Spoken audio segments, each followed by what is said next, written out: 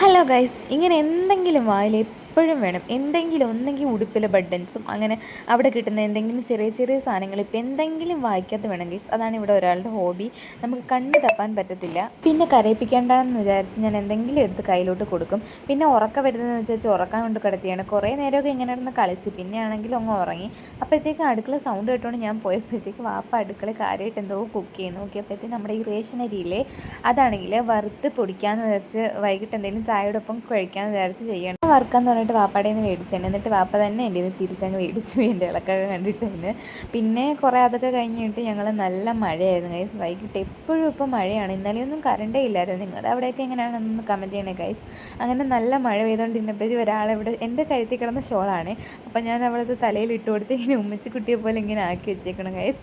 എന്തായാലും കുറേ നേരം ഇങ്ങനെ ഇന്ന് പിന്നെ ആളുടെ സ്വഭാവം മാറി. പിന്നെ അതൊക്കെ വലിച്ചു കളഞ്ഞിട്ട് പിന്നെ ഹോളിൽ കൊണ്ടുവന്ന് കിടത്തി. പിന്നെ കയ്യിൽ എന്തെങ്കിലും കൊടുക്കണമെന്ന് പറഞ്ഞില്ല. അങ്ങനെ അതും കൊടുത്തിട്ട് അരി വറുത്ത് കുടിച്ചത് കഴിക്കാമെന്ന് വിചാരിച്ചു. അങ്ങനെ അതും കഴിച്ചു. എന്തായാലും സാധനം സൂപ്പറായിരുന്നു കഴിച്ചു. ചായയുടെ ഒക്കെ പൊളിപ്പത്രേ.